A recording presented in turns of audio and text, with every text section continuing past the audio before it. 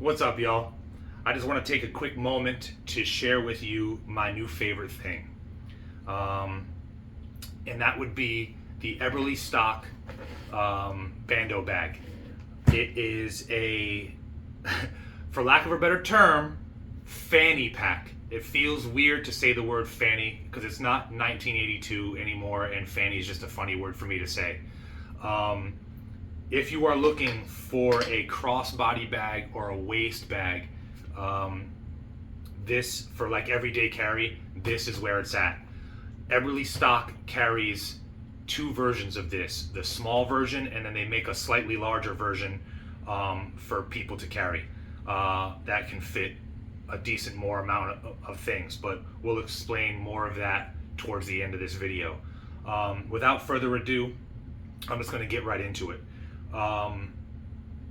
If I was part of the Eberlestock's production or manufacturer or design, I would definitely put a larger stock strap on this. I think it's meant for a 40-inch waist, a 38 or a 40-inch waist, but a lot of people cross-body this. So they put it over their shoulders and it kind of sits on their chest like this.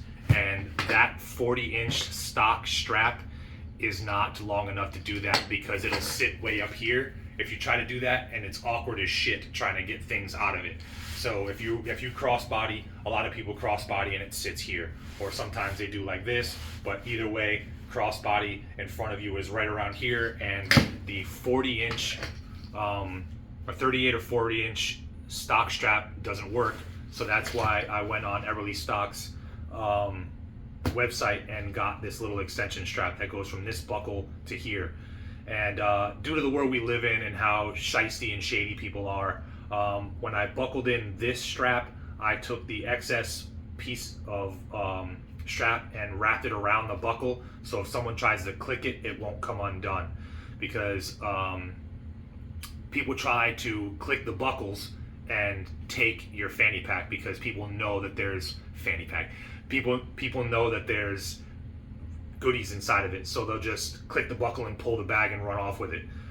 This doesn't have it yet, this strap, but now that I know where it is comfortable on me, around my waist and around my shoulders, I can adjust this strap part right here, and it can elongate or shorten it. And I'm just going to put a zip tie through here so no one can break this buckle and take it from me either. But that's just me being me. Sometimes that people are like, oh, that's just too crazy. You're always thinking about some crazy stuff, but you never know. And let's just get right into the bag. Let's get into my sack. The little front pocket right here it's a very small, little, easily accessible pocket. And I put things in there that I want readily available. And that being said, some of the things I would like to have that are readily available are my chapstick, because no one likes chapped lips, and my keys. So with the keys, currently these are my camper keys, and I do not have my truck's fob on them because I'm going to work tomorrow and I'm going to need my truck keys on my house keys. So my truck has a fob, and it's like keyless entry, push to start, all that stuff. So when I transfer the fob from my house key to this, I have my bag on, I take it off, I sit in my truck, and I put this in the passenger seat. My truck recognizes the key in the truck, and I can just push to start. I don't have to keep going in and out of here to put a key in the ignition. And then these are the keys to my golf cart and to my camper at the campground that we're at. And there's also a bottle opener, because just in case someone brings around a imported beer, I can open it, because domestic beers are twist tops and imported beers are pop tops. And if you didn't know that, now you know. You learn something new every day, don't you? Moving on to the next, the main compartment is composed of two separate little pockets on the front face, a main compartment, and then on the back panel there is a zipper with a mesh line pocket. And then that's pretty much that's what it's composed of. The two little ones in front, the main compartment, and then the zipper guy in back.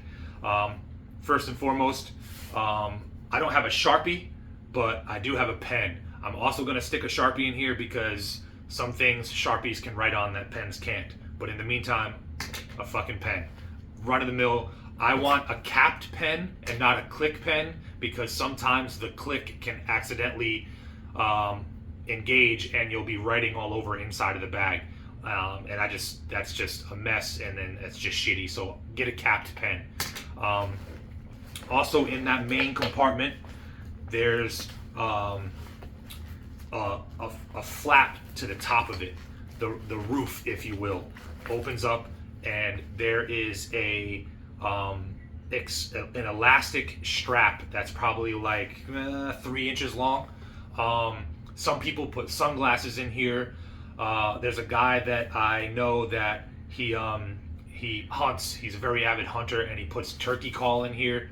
This is his like bag that he takes with him. He has all kinds of like he puts like shotgun shells and shit in it, but he has a turkey call that goes in here. It's like one of the ones that go, you know what I'm talking about? It's like 2 pieces of wood you rub together or something. Me, I put a tourniquet. I don't know why I just couldn't think of the name. That was weird. I put a tourniquet in here because I like first aid. I like being able to have I like being able to be ready for an emergency where someone could be, it's like life or death, you know. So rather than having a turkey call or sunglasses, and the sunglasses I wear like pit vipers, so they don't fit in here without being all like jammed up. So the pit vipers that I wear wouldn't even fit. I don't hunt as often as, you know, as this guy that puts a turkey call in there. So this is the next best thing. A tourniquet is good to have. Always train with it.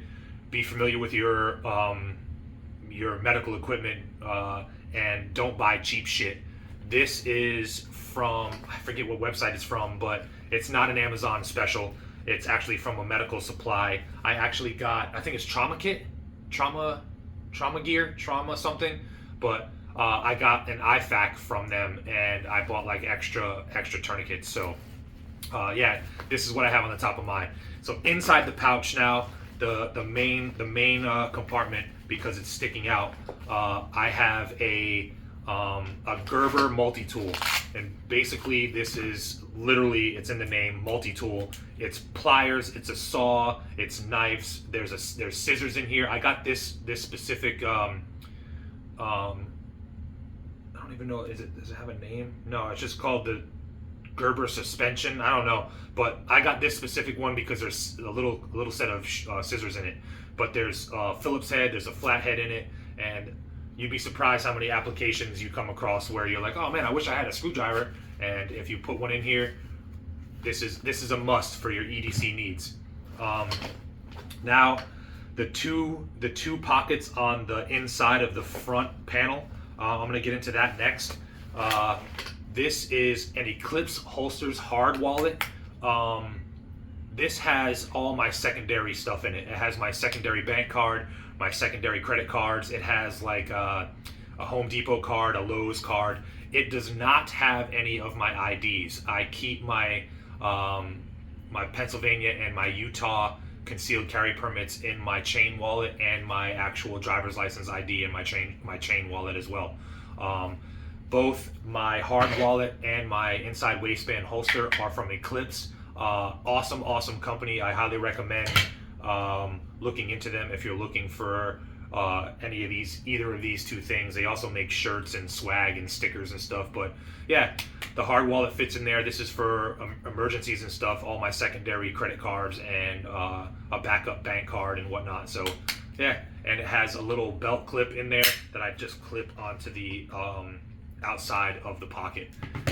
In that same pocket, I have a little 1,000 lumen flashlight. I actually just had to use this the other day because I had to go out to the garage for something, and it was night, obviously, and it was also raining, and I dropped the garage key in the grass.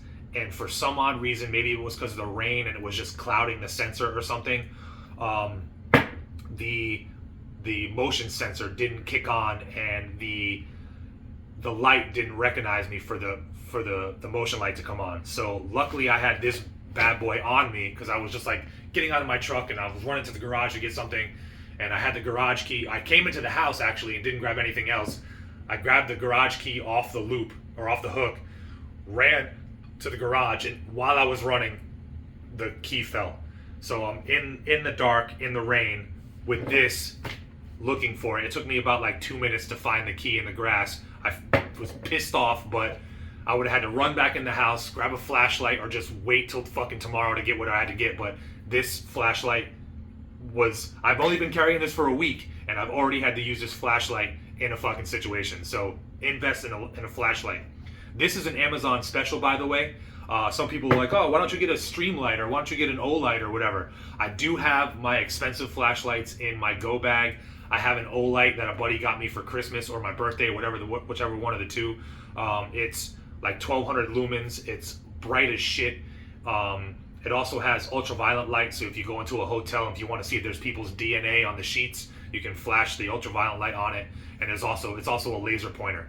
So yeah, get a flashlight. If you're doing anything EDC, a multi-tool and a flashlight, period. That's starters. That's 101.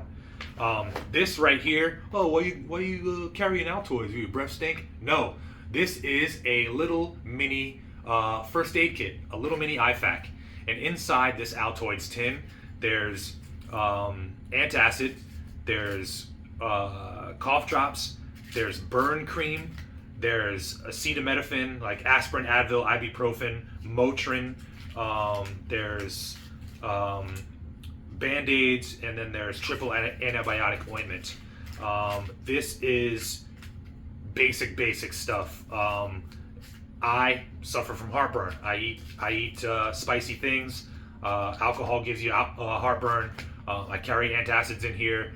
My wife suffers from migraines. I have all of her headache needs in here. If my son gets a scrape or a cut or something like that, I have Band-Aids and triple antibiotic ointment. So nothing in here to disinfect. I could throw some alcohol wipes in here just to clean surfaces, but like in a pinch, this is perfect.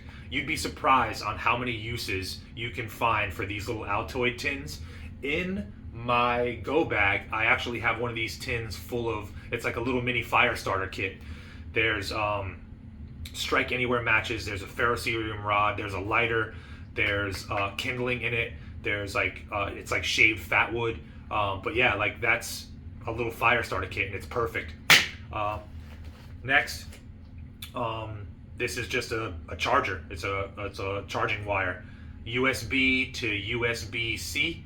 My phone is an Android. Suck it, all you iPhone users who are about to be USB-C anyway. But yeah, this is a USB to USB-C charger. It charges my flashlight. It charges my Olight. It charges a bunch of shit that I have. It charges my phone. The only thing I don't have in here is a block, because I want to find one that's a little bit more like thin instead of using the actual big old block. But 9 times out of 10, if you're like staying at a hotel or something, the outlets in hotels these days have the USB port directly on it, so you can just plug this as it is into the wall and charge whatever you need to charge. So cell phone charge is good to have, since everybody is all about electronics and everything these days. I would bring some type of charger with you. Now, the mesh pocket that I was mentioning earlier, on that mesh pocket, there's a zipper on it, and on that zipper I have this little tool right here. And basically what it is a seat belt cutter and a glass breaker.